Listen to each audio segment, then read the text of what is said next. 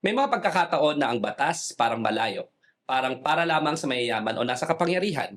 Pero dito sa Patas sa Batas, inilalapit natin ito sa totoong buhay, sa trabaho, sa kalsada, sa komunidad, at sa mga karapatang dapat nating alam.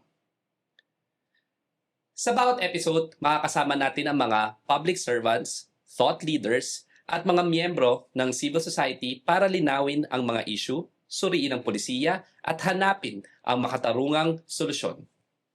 Agyamanak, ako po si Atty. Dino De Leon, ito ang Patas sa Batas. Ang guest natin ngayon ay ang General Manager ng Metropolitan Manila Development Authority or MMDA. Dala niya ang ilang dekada ng karanasan sa pamumuno sa larangan ng pagpapatupad ng batas at pampublikong kaligtasan. Si General Torre ay naging mahalagang bahagi sa pamumuno ng pinag-igting ng mga operasyong pangkapulisan laban kay Pastor Apollo Quiboloy na humarap sa mabibigat na alegasyon kabilang ang human trafficking, sexual abuse at iba pang seryosong kasong kriminal na umani ng pambansa at pandaigdigang pagsusuri. Pinangunahan din niya ang pagsisilbi ng warrant of arrest sa mga high-level na operasyon na may kaugnay kay dating Pangulong Rodrigo Duterte, kaugnay ng pagdinig at proseso sa International Criminal Court. Managing an operations of this magnitude demanded strict adherence to legal protocols, constitutional safeguards, and calibrated security measures given the political sensitivity and national implications involved. Samahan niyo ako sa pagbati sa General Manager ng MDA, si General Nicolas Torre III.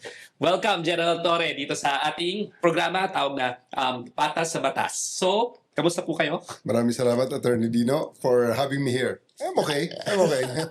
Absolute pleasure, pleasure for you to have you here. Kamusta naman ang pagsisimula ninyo sa MMDA? Well, it's okay. It's my second month. So, I'm doing well. Okay ang pakiramdam. And I think I'm transitioning from the PNP to the MMDA well. Okay. Sa isang pangungusap, ano ang pinakamalaking problema sa Metro Manila na gusto ninyong ayusin agad? Boxing na lang tayo, Attorney. Mas madali yun. Mas madali yung boxing kaysa sa tanong na yan. Well, Manila is a very complex city. 17 LGUs working together. 11 to 12 million people with all this almost 500,000 cars traversing EDSA every day. So, very complex ang trabaho niyan. Kaya, pag tinanong mo ko dyan kung anong pinakamalaking trabaho na gusto nating gawin, pero hindi natin maipangako ang success talaga kaagad-agad. Una, traffic. Tapos paparating ngayon yung baha. This coming rainy season, expect natin ang mga bagyo. So, yan ang isa sa mga priority natin. And of course, nakita natin sa ngayon, isa sa mga tinitingnan ko, yung quality of hangin dito sa Metro Manila. Dapat erase na natin ang alarm. Kaya nga nagpupush na ako talaga ng bike to work para mabawasan ang sinusunog nating fossil fuels. Bawasan ng konti ang ating carbon footprints. Para sa mga hindi nakakalam, General, paano ang interface ng MMDA at saka yung ating mga Metro Manila mayors? Ano bang naging relasyon ninyo? Gaano kayo kadalas nagmi-meet? Diba? Paano ba yung pag-uusap ninyo para mas magiging sigurado tayo na okay yung pag-respond dun sa araw-araw? Meron tinatawag na Metro Manila Council. Okay. Compose yan ng lahat ng mayors ng Metro Manila. At nag-i-elect yan sila ng isang president. Ang president sa ngayon is si San Juan Mayor Francis Zamora. Pero yung Metro Manila Council, andyan din ang ating chairman ng MMDA. So, dyan sa portion na yan, ang policy making, ginagawa ng Metro Manila Council ang nag-execute dyan MMDA. Okay. Sa pag nag-execute niyan, yung coordination, gaano sila kadalas mag-meet yung Metro Manila Council? Supposedly yan, ideally dapat monthly yan eh. Pero ngayon, quarterly, nagmi-meet yan. Or pag may mga pressing concerns, nakakapagpatawag naman ng presidente anytime. And as General Manager, nung naupo ka, General, ano yung sinasabi mong unang tatlong pinaka-importante na gusto mong tugunan? Sabi mo kanina, kasama ba dyan yung quality ng hangin? Yeah. Oo. Traffic? Traffic. Traffic? Kamusta ang magsusolusyon sa traffic? Ano bang mga nakikita nating mga unang mga bagay na kailangan gawin para dyan sa traffic? Na magsimula ako sa MMDA noong December, itim pa ang buhok ko ngayon. Tingnan niyo, puti na lahat. nasisi pa ang traffic. Kasi nga sa traffic, kasama na niyo yung puting usok ng mga sasakyan. Ayan na, napunta na sa buhok ko ang marami dyan. Pero, traffic, baha, garbage. Garbage. Tapos, quality ng... Quality ng hangin. Hindi lang tatlo. Yan yung apat natin marami pa na yan. kailangang At solusyonan. napakarami pa ng mga dapat na urban blight. Ito kasi ang areas of concern ng MDA. Nandun yung coordination. Andun kasama ang urban blight, greening, peace and order kasama dyan. So, basically, the whole latitude of governance sa Metro Manila. And even peace and order, Yeah, may portion ng peace and order sa public safety, sa MMDA. Paano yung ano yun? Paano naging anong role exactly ng MMDA pagdating sa public safety? Because that's new to me. Akala ko pagdating sa public safety, 'di ba, merong all LGU tsaka merong police. Pagdating sa MMDA, ano yung role niya doon sa public safety? Sa Metro Manila Council, nandyan ang NCRPO. They're ex-officio members ng NCRPO. Andyan ang Bureau of Fire, Bureau of Jail Management and Penology. Andyan yung Coast Guard, ini-invite sila because part ng Metro Manila Council ang DOTR and the other agencies na may concern sa Metro Manila. And ang chair ng Metro Manila Council is the chairman. Chairman. And then the general manager also attends that or is a Yeah, member? I attend as part of MMDA. Okay. Pero may, in between them, ang Metro Manila Council mayroong presidente na ina-elect at yan, ngayon si Francis Zamora. I see. Sa bago ang MMDA, naging bahagi kayo ng PNP leadership and alam naman natin na isa sa shortest but very colorful stint, no? ang inyong leadership sa PNP. Ano ang pinakamahalagang leadership principle na pinangahawakan ninyo sa public service, lalo na dating kayong PNP chief? Mula noon hanggang ngayon, I always lead by example. I lead my men from the front. I make sure that wala akong inuutos na hindi ko kayang gawin. So, ibig sabihin, pag inutos ko ang gawin ito, pag hindi niya magawa, I can show him or her kung paano gagawin at this is the way that I want it done. Wow. So leadership by example, dapat kaya nyong gawin. Yes. Bago nyo iutos, kaya nyong gawin. Yes. But that's very unique, no? Kasi nakita natin ang dami ng mga inuutos pero hindi kayang gawin. Pero para sa inyo, kailangan kaya ni General Torre. Mahirap kasing iutos ang isang bagay na inutos mo dahil hindi mo kayang gawin. Inuutos mo, dinedelegate mo kasi marami kang pressing concerns. At pag ang isang tao mo ay hindi maka-keep up sa inuutos mo, you must be able to mentor. Mentoring leadership ang kailangan dyan. So, kasi paano ma-expect ang compliance kung ikaw mismo hindi mo ma-comply ang inuutos mo? So, baka naman ang inuutos mo ay wala na sa wisyo at imposible na nga naman talaga ang utos na yan at hindi mo na kayang gawin. So, you have to make sure that everything that in-order mo, kaya mong i-execute. Pag hindi kayang i-execute nung taong pinagtrabaho mo. And sabi mo kanina, leadership by example, nung isa kayo naging instrumental, sabi nga nila kung hindi raw kayo siguro yung nag-serve ng warrant of arrest kay Kibuloy at kay General Duterte, baka hindi naging posible. Alam naman natin kung ano sila makapangyarihan, no? Even until now.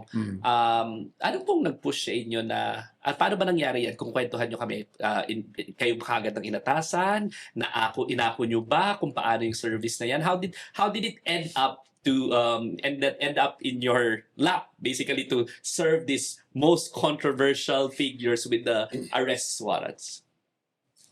Yung kay Pastor Apollo Kibuloy, na napunta sa akin ang task nung ako ay ma-designate na regional director ng Davao Region. May previous na regional director doon and there was an operation under that stint at hindi nila na-serve ang warrant kay Pastor Apollo Kibuloy. So, there was a change in leadership. Ako na-designate. So, ako ang nagtrabaho. And sa kay President Duterte naman, ex-President Duterte, I'm the head of the Criminal Investigation and Detection Group. At sa PNP, ang prime na unit na nagsiserve ng mga warrants of arrest, ang CIDG. So, sa status naman ni ex-President Duterte, I have to really do it personally, considering na maraming mga tao, syempre, sa mga tao ko na magko-question bakit iba ang inutusan ko, andyan naman ako. And then, kung inayawan ko to at ang gagawa ng kasunod, ang kasunod nun Chief PNP na. Pero yung mga oras na yun bago nyo i-implement, anong nasa isipan nyo? Tumatakbo sa isipan ng isang General Torre bago ang implementation, o iniisip nyo palang paano ko kaya to isa-serve? At syempre, darating nila mamaya doon sa oras ng service. In both cases, no, kay Pastor Apollo Kibuloy at saka kay ex-President Duterte, ako'y naniniwala na dapat iserve ang warrant. Ako'y naniniwala na valido ang warrant. So, yun ang pinaka-importante sa lahat doon. Kaya I'm very confident na pag sinunod ko na yung mga proseso sa pag-serve ng warrant, yung mga procedures nun, kasi cut and dried naman yan Nakasulat naman kung paano mo isi-serve. Nakasulat talaga sa procedure yan So, I'm very confident na I'm standing on a very solid foundation. Pero yung mga oras na yan, syempre, cut ang procedure pero hindi ordinaryong tao ang siniserve ninyo, di ba? In fact, pinapanood namin kung paano yung pag-serve ninyo. Parang ang daming mind games ng mga oras na yon. Nung mga oras na siniserve ninyo na yung arrest warrant, doon tayo kay President Duterte. May kababa? May takot? Anong nararamdaman ng isang General Torre while it was all happening? And how do you keep your composure? Kasi, di ba, ang tataas ng mga opisyal na yung mga kinakaharap ninyo. Ando si Executive Secretary Medaldea na pinusasan ninyo. Tama ba ang recollection ko? Di ba? Anong nararamdaman ng isang General Torre habang nangyayari yung mga oras na yun? Sa mga pinaka-critical kong trabaho, maniwala ka sa hindi, merong video clip dyan sa YouTube na paborito ko. Yung opening sword fight ni Heath Ledger at saka yung siya ay yung nagtuturo siya sa first night. Ayun. Ano sinabi niya nun? Ano ba? Ano sinabi niya nun? He's so skilled, very skilled siya. Lahat-lahat na lang. So, nung last na tinalo niya yung isa sa exhibition fight, gusto maging estudyante niya. Turuan mo ako, sabi niya. Turuan mo ako. Kung paano ang ginagawa mo, bakit lahat na lang tinatalo mo? So, Senator Ledger, first, you have to anticipate your enemy. You must know what's his next move. I can do that, sabi ng tao. Then, you must be aware, sabi ni Heath Ledger, of that moment where you can seize victory and you must be able to take it. I can do that, sabi ng kanyang gustong maging disipulo niya. And you must not care whether you live or die. Ano sagot? Yun ang sagot. Pero do you believe in that philosophy while you were, parang whatever happens, you will carry out the mission, diba? And have you come to accept the fact na it can cost you your life every single time that you do a mission? Diba? Araw-araw natin, every Monday kinakanta na, ang mamatay ng dahil sa'yo. Di, lip service lang yan. Pag hindi ka, lip service ba yun? Kinakanta natin lahat ng mga Pilipino yun. Tsaka, everybody dies. Diba? So, I don't know. But it's me. Sa tingin ko naman, calculated naman ang mga risk. It's all calculated. Calculated ba na risk? Hindi naman yung ibig sabihin, suicidal lang pag-iisip. Wala naman ganon. Yung sa atin is, ano ba ang dapat gawin sa panahong ito, gaya ng sa dalawang arrest? Ano ang magiging consequences nito? Ano ang ready kang itaya para gawin ito? Well, lagi natin sinasabi, pagpatupad natin ang batas, nakalagay sa PNP HIM. Pantay-pantay ang pagpapatupad ng batas. Ito na, pakita mo na pantay-pantay nga ang pagpapatupad ng batas. At nag-iisip ka pa rin, siyempre. But you know, in my whole career, my family has been supportive of me at alam naman nila na ito ang trabaho. Literal na sinasabi nga palagi na pag lumabas ka sa pintuan, ang isang paa mo ay nasa loob na ng hukay. So, well, hindi lip service yun. We live it, as for me, I want to live it every day. Yung alam naman natin yung mga nature ng mga Duterte, di ba? Hindi nyo ba naisip? Di ba na dumapi sa isip ninyo na there will be retaliation? kay General Torre kung sakaling they're given a chance? Andun yun palagi may assumption na ganun. So, we manage the risk, we manage the threats. Meron naman tayong paraan para at least i-neutralize or i-mitigate ang ganung mga threats. Pero handa. Handa, Yeah, hindi of yung lip course. service, no? Yeah, of course, hindi lip service yan. Kung meron kayong isang bagay na nakuha ninyo sa PNP na prinsipyo na pwede ninyong ipagpatuloy sa MMDA, ano po yun? Yun, the leadership style na I lead from the front. I show my people how it's done if they are confused on how a thing should be done. So, nandun ako sa ganung leadership na kailangan hands-on. Kailangan walk the streets. Kaya yung ngayon, sinasabi nga natin, pinopromote natin ang bike to work. Bisikleta tayo, which is hindi naman bago sa akin kasi 2010 pa lang, 2007, nagbibisikleta na ako on the streets, At napanood ko really yun, ha? going to work. Kapanood ko yun, sabi niyo, kung may shower doon sa work, mas madali bang, mas papiliin ba nating mag-bike na lang, di ba? Uy, papunta ako rito ngayon, dinaanan ko na ang aming shower room. Tapos na ang shower room ng MMDA. Ipopost ko na sa aking website, sa aking Facebook page para ipakita ang compliance ng MMDA sa bagay na ito. And Kasi when- personal advocacy ko to eh. And when you do kasi kayo nagbabike kayo, di ba? Papunta sa work. Mhm. May nakita ko na nagbike kayo papunta sa work, Yeah, eh, no? I do. Palagi. Palagi. And then, kamusta? Siyempre, dahil kayo mismo ay nagbabike to work. Sabi nga nila sa Singapore, kaya daw maganda yung mga public transportation kasi the officials themselves take the public transportation. Siguro, ang laki na ng change ng bike lane. Siguro kayo mismo ang nagbabike to work kasi no less than the general manager of the MMDA dumadaan dyan sa bike lane. So, kamusta? Tinitinan nyo ba? Gumanda ba? Ano sa inyong palagay? Yeah, nakikita ko ang challenges ng everyday commuter na nagbabike to work. Nakita ko at naramdaman ko at first hand na experience ko ang mga challenges gaya halimbawa ng mga ibang motorista na ayaw respetuhin ang bike lane at may mga motor at may mga sasakyan na pumapasok. Naiintindihan ko rin minsan from the point of view ng motor at saka ng four wheels kung bakit natatapakan at nakakain nila ang bike lane. Kasi nga, sobrang traffic nga naman. May mga ganong klaseng... So, nababalanse ko by my experience kung ano ang pag-iisip ng both sides. So, at least I can approach the policy-making process with confidence because aside from the empirical data na meron tayo, based sa mga nakukuha natin sa iba-ibang mga ahensya, gaya ng sa UP National Center for Transportation Studies at saka yung sa Project NOAA ng UP rin at saka sa DOST may pag-asa rin tayo na pinagkukuha ng iba-ibang mga data, meron din akong personal experience na pwedeng ma-inject sa policy making process. Ang ganda, ang ganda. I'm so happy na you've said na batay sa datos ang aksyon, hindi lang sa whim, hindi lang sa kagustuhan. Yeah. But at the same time, you also have the experiential side. Yes. Yung fact na kayo mismo gumagamit ng bike lane. Yeah. Nagko-commute po ba kayo? Parte ba ng trabaho ngayon ng MMDA na sumakay ng bus, ng MRT, yung mga tao ng MMDA, ginagawa ba yan?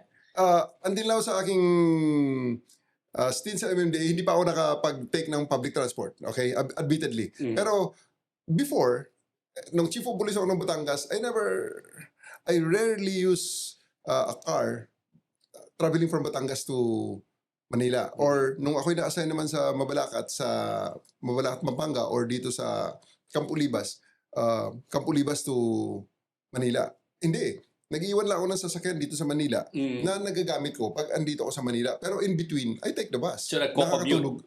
Nakakatulog ka pa. And it's very safe, no? The bus is very safe. Ganoon din sa Metro Manila. Ngayon kasi, dahil nag-iinit pa lang kayo, inuna na ninyo ang pagbabike, pero definitely, parte ng prinsipyo ninyo bilang, sabi nyo kanina, data and experience is of course to also do the daily commute. Yeah, of course.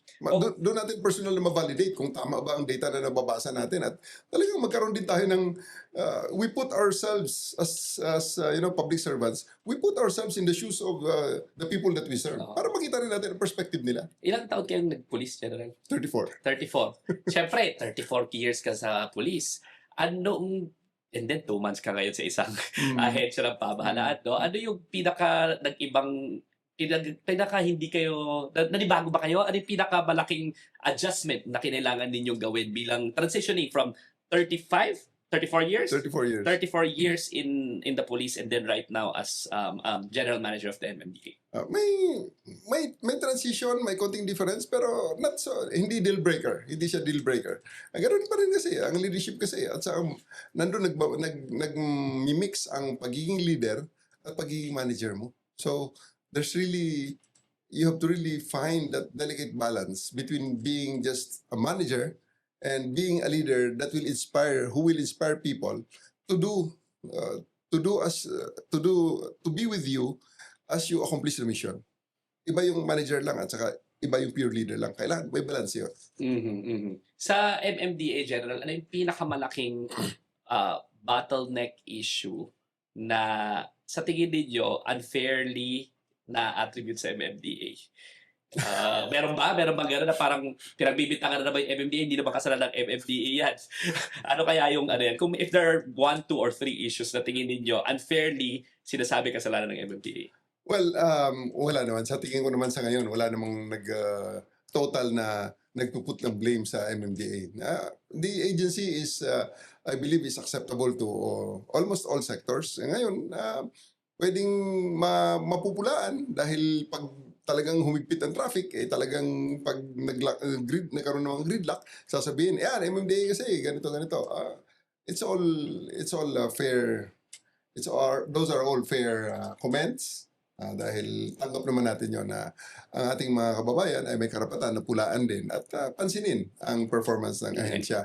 So kami naman, together with Chairman Artes, we're just doing our very damn best to make sure na itong mga kababayan natin ay nasiservisyon natin in accordance sa 7 areas ng concern ng MMDA. Speaking of traffic, ano yung gusto ninyo maging pinaka-visible na improvement under your term, under your stint as general manager of the MMDA na visible na gusto ninyong makita ng tao in terms of improvement or in terms of yung bagong sense of discipline sa kalye? For one, gusto kong ang culture towards active mobility mag-iba na dapat ang pagtingin kasi, to promote a system or culture, may mga iba-ibang components. Number one is yung batas. Yung batas na nag-govern dyan, medyo yun ang magbibigay ng direksyon at ng latitude at ng limits ng kultura na gusto mong gawin. Then the engineering part, architecture. So if you want to change behavior, if you want to design a behavior, you can do it by proper engineering, proper layout, proper architecture ng community. So gusto mo ang tao ay dadaan dito sa pedestrian lane na to, edi ikahon mo sila dito sa pedestrian lane na to na wala na silang ibang option unless na talagang gaya ng walang tawiran na kamamatay, talagang wala ka nang magawa talaga dun sa mga tawid pa rin tapos galit pa pag nabangga ang laki-laki na ka ng sign So ang second and third dyan yung market forces, ang tao. So ang tao titingnan natin na kasama yan sa ating mga elementong dapat tinitingnan kung gusto nating mag-establish ng isang system or culture kasi titingnan din natin ang mga needs nila, tingnan natin ang mga priorities nila, tingnan natin ang mga feelings nila, kung ano man ang mga values nila. And then of course, yung culture in itself, yung pinaka-norms, culture ng tao na dapat acceptable ba? There are things that you want to shape. There are things that you want to change. Ang impact ba nito or acceptability nito is tingnan mo rin yung target audience. So, on my part, sa MMDA, ang isa sa mga gusto kong as general manager, gusto kong matingnan makita yung pag-change towards active mobility na pag ikaw ay nagbibisikleta o ikaw ay naglalakad papuntang opisina, hindi ito pang mahirap.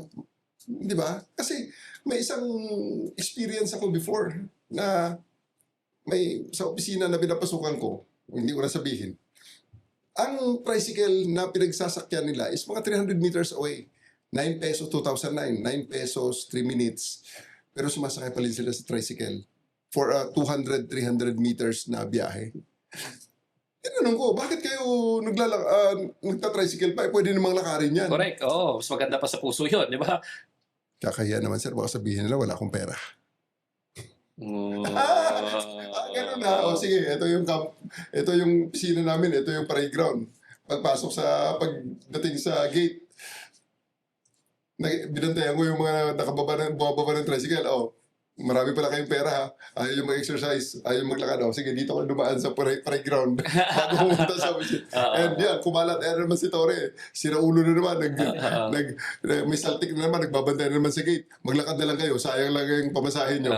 So, after that, na-change ang, yun, part ng engineering yun Yung perception din, no? Yung perception kung paano nila tatanggapin yung policy at saka anong tingin ng sambayan ng Pilipino doon sa polisiya. No? So part ng engineering yun, napilitan, na-force ko sila maglakad. And until now, naririnig ko is marami na naglalakad talaga. So that's one system na I'm proud to say na gusto ko sanang ma-replicate dito sa state ko sa MMDA sa buong Metro Manila. May dalawang particular na ako advocacy, no? Kasi usually I'm party also based abroad, no? And then ako kumpara ko yung streets ng Metro Manila. So una, General, ano balak natin to make sure na walkable ang streets ng Metro Manila? Kasi kahit na gusto ko maglakad minsan, parang hindi ka makapaglakad dahil hindi naman maganda yung hindi patag, hindi safe, madumi, ang daming pupu. Alam mo 'yon, hindi attractive na maglakad sa Pilipinas. And how do we change that? Ano kaya yung maaaring gawin ng MMDA para mapalitan 'yon? So doon muna tayo, and then meron akong pangalawa particular advocacy ko and then tatuloy ko kung ano kaya ang idea niyo para masagot 'yon. So doon muna tayo sa making walking and biking, magpinsan yan. Both active mobility. Totoo yan. There are lots of reasons para wag na lang magbike at wag na lang maglakad. Because, andyan, potholes, delikado, mga siraulo sa mga motorista na dumadaan sa bike lanes, So, the government is doing lots of things, both engineering, education, and enforcement. Sa engineering, laki lang, milyon-milyon at bilyon-bilyon ang ginastos na ng gobyerno para maayos ang mga bike lanes, maayos ang mga sidewalks, and maayos ang system in itself. Tapos education, maraming mga campaigns na niraran. At of course, ang enforcement, maraming ini-NCAP, maraming hinuhuli na dumadaan sa bike lane na hindi naman dapat daanan. At mga sasakyan na lumalampas sa limits nila in terms of active mobility. So, bottom line, kaya lang, nagkakaroon ng chicken and egg situation. Nagkakaroon ng chicken. Sabihin nila, kaya naman ang bike lane sa EDSA, kaya dinadaanan ng mga motor yan. Kasi 1,700 naman ang motor, ang bisikletang dumadaan sa EDSA every day as compared to 170,000 motorcycles. What is 100 eh? So, there's really, what is 100 nga ba? So, kailangan dagdagan natin ng yung ating kampanya para maging palatable ang walking and biking. And one of the things that we can do is build a culture, and aside from that, concrete, dapat merong end-of-trip facility sa opisina. Hindi naman pwede yung pawis na pawis ka dahil nag-bike ka ng 2 hours papunta sa opisina mo or even 1 hour, pawis na pawis ka. Pagkatapos, ganitong law office, hindi ka na maliligo.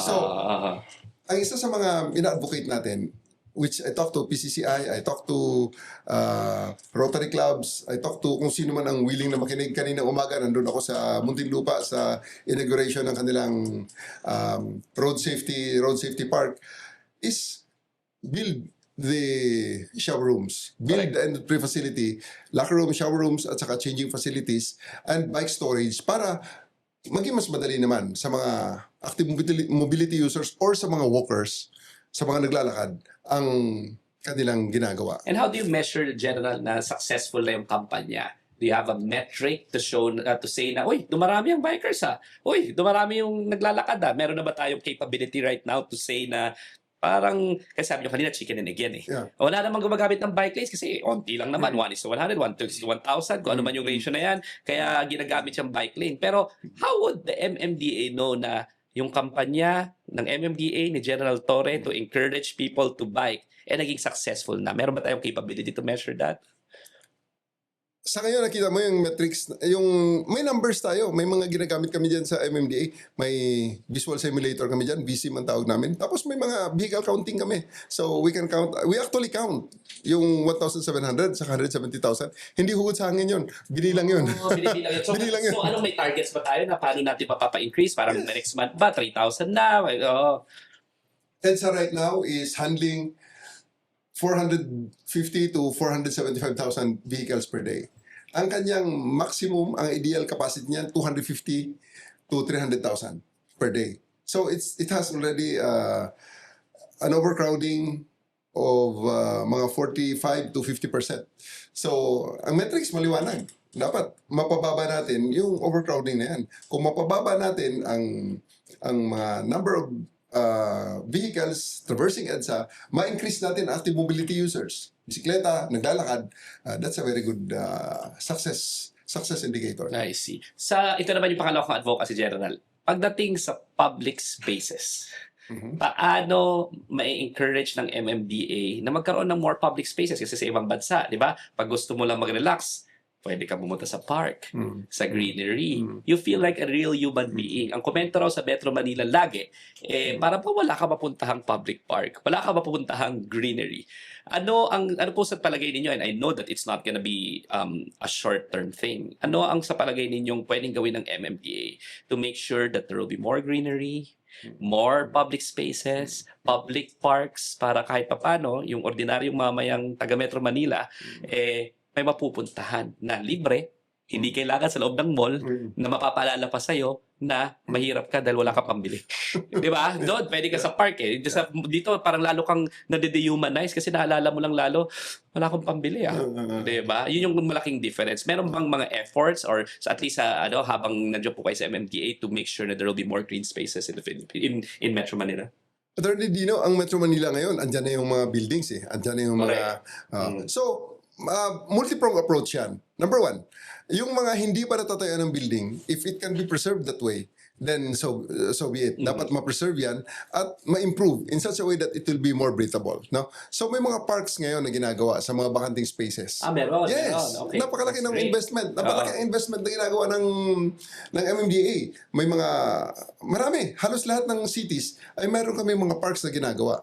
Lalong-lalo na yung mga linear parks sa tabi ng ilog. Yung sa tabi ng ilog, gusto nating buhayin uli yan. Tama, ang ganda para maging mabuhay uli at para magbigay ng additional lungs sa city na talagang makita natin ngayon. Pag umakyat ako sa 25th floor ng MMDA, makita ko talaga na yung hangin. Halos hindi mo makita ang mga buildings sa surrounding areas ng MMDA building sa Ortigas kasi nabablock na ng smog actually. Smog is alas 10, tanghaling tapat, yan makikita mo talaga maximum ng smog. So, sa ngayon, MMDA is also, kung pwedeng ma-reclaim naman, yung mga illegally built structures in supposedly open spaces. Yan, ginagawa rin natin. So, we clear it and we make sure na hindi na ma-intrude ng additional settlers para maibalik siya sa dati niyang purpose na open space at ito ay ginagawa natin especially sa mga government lands, especially mga easements dyan sa ilalim ng mga flyover, yan, sa tabi ng mga kalsada. So yun ang mga yun ang mga ginagawa natin sa ngayon para kahit paano ma-increase natin ang lungs, ang green spaces ng Metro Manila. Pero yung efforts na yan, yung mga parks na yan, general, it will be under the MMDA. May MMDA parks ba? Yes. Kung makita mo yung mga parks natin dito sa may C5, sa dulo ng C5, dito malapit na sa South Expressway, we are maintaining parks there. And then, together with the local government, yan, kanina galing ako sa Muntinlupa, DOTR, Muntinlupa, and MMDA ang mga ang efforts na nagko-converge para makapag-provide ng, ito naman is park that teaches traffic rules and regulations sa mga kabataan. So, kasama ba ang MMDA, Gerald, dun sa kinukonsulta para doon sa Comprehensive Land Use Act. Kasi, di ba, sa ibang mga bansa or sa ibang mga jurisdictions, meron silang tinatawag na may allocation kasi yung public spaces. So for example, 1,000 square kilometers yung city, dapat a certain percentage of that allocated sa public space. Parang wala tayong ganyan tsaka wala tayong Comprehensive Land Use Act. So, parte ba ang MMDA sa nag-advokasya na dapat pag magpasa ang Comprehensive Land Use Act o meron ba ng certain percentage na kailangan allocated to public spaces? Sa Singapore actually, pag nagpatayo ka ng building, bibilangin nila kung ilang square meters yung nawalang green space. At kailangan palitan mo yon within that building. Kaya kung mapapansin niyo sa Singapore, yung mga building may mga garden sa loob, na talagang hindi pwedeng pasu-pasu lang ha. Kailangan talagang it's like a breathable public space garden na accessible to the public. Sa MMD, meron nakukonsulta pa kayo pagdating diyan dun sa pag-aaral para sa Comprehensive Land Use Act? Yes, merong mga permits na dumadaan sa MMDA na kailangan i-evaluate ng MMDA whether it can be permitted or not. So, meron tayo. Actually, sa mga subdivisions na ginagawa ngayon, actually, may mandatory na open spaces, green spaces na naka-allocate talaga. I see. Balik tayo dun sa Gerald, dun sa roadside incidents. Ano ang target? Kasi naalala ko, pinadala mo yung mga polis dito sa opisina eh. Parang pagkatawag, ilang minutes yon? Parang within... Dito sa Quezon City, 3 minutes. Within 3 minutes, pagkatawag, 3 minutes at dyan yung mga polis. No? How about, nagulat ako. May mga pinadala dito sa opisina ko. Hindi pa na sabi ko, mabait naman ako Na-arrest na yata ako ni General Torre. Pero sa MMDA, ano ang response time na ini-envision ninyo na incident report pagdating sa mga road accidents o sa mga any road incident? Sa ngayon ay 5 minutes. 5 minutes response. Pag tumawag ka sa MMDA Metro Base 136. Pag tumawag ka sa amin doon, 136, sasagutin ka ng aming mga operators at papadala nga ng traffic constable, traffic enforcer, or traffic investigator sa lugar mo within 5 minutes. At pagkatapos, habang nagbibiyahe ang ating mga enforcers and constables, within that 5-minute period, ang ating mga tao sa Metro Base, nagre-review na rin ng CCTV. Making sure na may record ang insidente, kukunan at pipicturean na galing sa Metro Base. Or kung swerte na ang insidente nakuha na ng mismong live na CCTV, i-extract na ang video clip na yon at ipapadala na doon sa mga parties involved para within 10 minutes dapat nakatabi na sila, doon na sila mag-usap kung may mga kailangan nilang aregluhin na kung kaninong insurance ang magbabayad, kaninong liability, etc. Doon na sila sa tabi. Itabi na. At, para makapag-usap na sila at doon sa isang mas maayos na lugar, hindi mainit ang mga ulo nila, para itong road naman makabalik na sa dating kondisyon. So within 5 minutes, magre-responde. Within that 5 minutes, nire-review na yung CCTV. Kung meron ba sa buong lahat ng roads natin? Sa areas of jurisdiction ng MMDA, R1 to R10 and C1 to C6. Meron. Okay. So, nire-review na nila yung CCTV, tapos itatabi na sila within that 10 minutes para maging passable ulit. So, pagka may incidente, any traffic incident, any incident involving the MMDA, ano ulit ang pwedeng tawagan ng Sambayan ng Pilipino? Kasi kahit ako, hindi ko alam.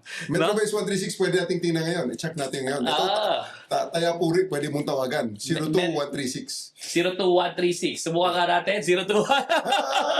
Tapos, pwede mong i-loudspeaker na lang. Okay. Loudspeaker. Tingnan nga natin, ba? Ayan, dito sa microphone. Matutuwa yung mga tao. I-loudspeaker mo lang. Wala lang yata tayong signal dito. Nako, patay. Pag walang signal dito, may problema tayo. Hindi ba maabot? Meron ka naman signal.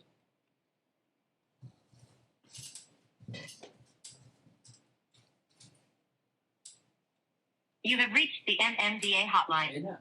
Sige. If this is an emergency, please press 1 now. Anong press ko? For What? other concerns, 1? please press Sabi mo 2. na Or testing it? 1. 5 rings lang dapat yan. Metro Base, good afternoon. Hi, good Or afternoon. good evening. Good evening. Um, Yes, sir. we're just testing lang the line, no?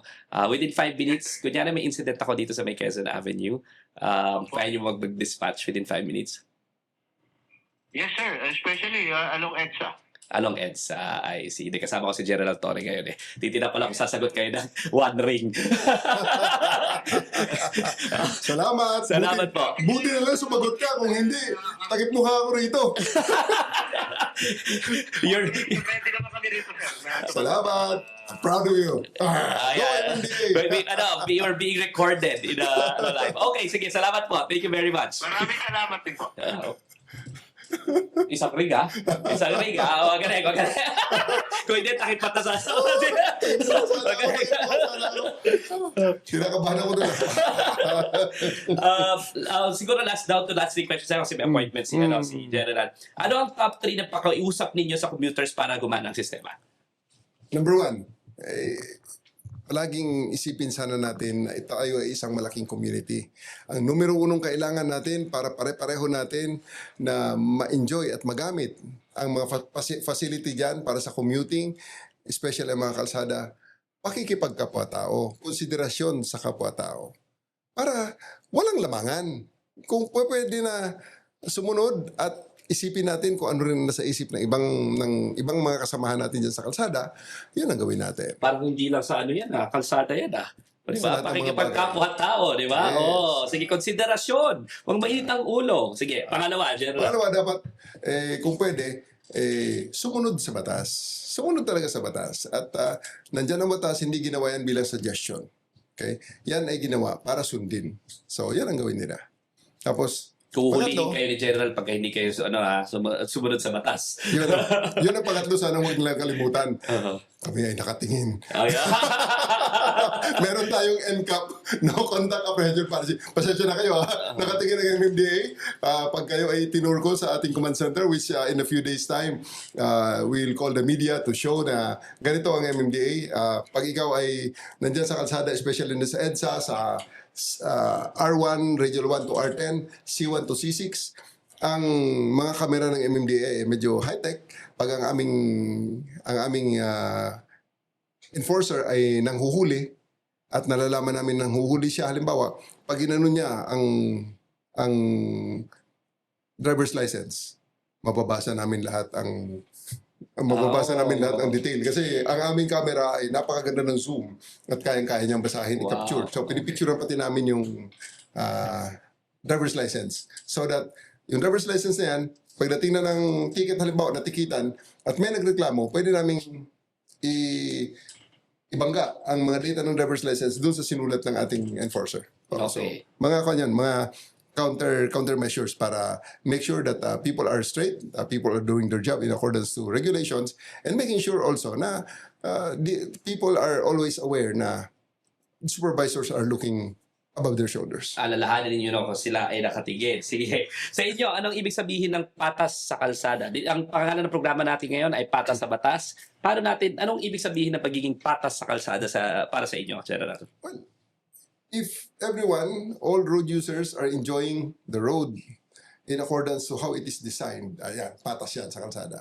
At lahat ng mga tao ay aware na hindi na sila mag-isa na gumagamit ng kalsada. Merong mga, of course, yung mga drivers yan and car users, mga vehicle users. At meron ding mga active mobility. Nandyan, may dumadaan dyan ng mga bisikleta. May mga nag-wheelchair dahil wala talagang option dahil talagang sa roadway dadaan ng wheelchair at meron din naglalakad sa mga sidewalks. Okay? So, yan.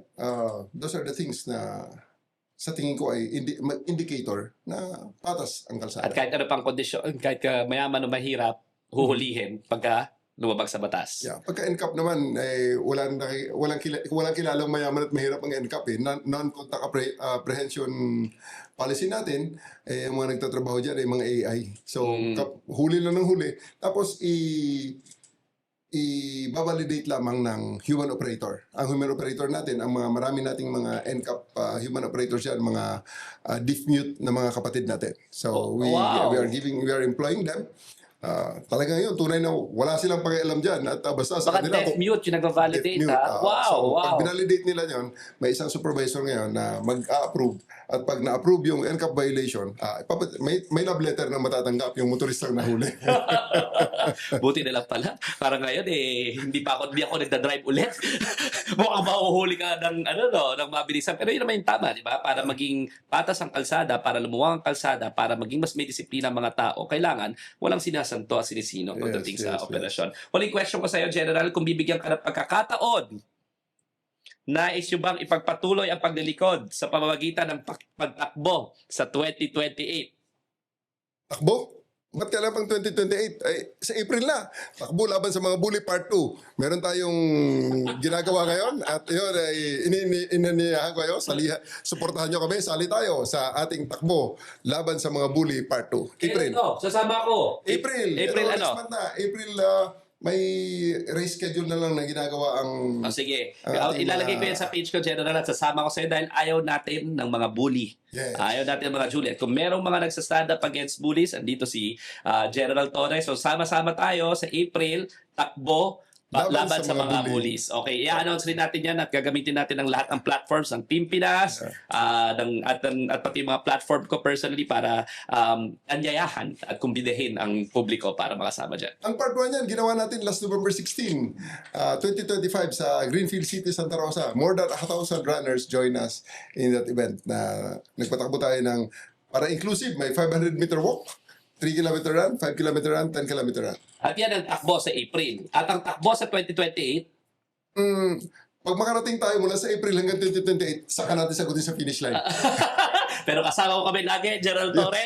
We will always support you sa Team Pinas at dito sa ating programa. Yes. Maraming salamat, General Torre. Tandaan sa usapin ng batas, walang mayaman o mahirap. Ang pagiging patas ay hindi lamang sa implementasyon, kundi sa pagpaplano at pagpabalangkas ng mga batas at polisiya. Kaya dito sa Patas sa Batas, kinakausap natin ang gumagawa, nagpapatupad at taga-advocate ng mga ito. Kung may batas na tingin ninyong dapat pag-usapan natin sa podcast na ito, sa podcast na ito, mag-message lang kayo sa Atty. Dina Singson de Leon, Facebook at YouTube. Agyamanak, ito po si Atty. Dina de Leon at dapat patas sa batas.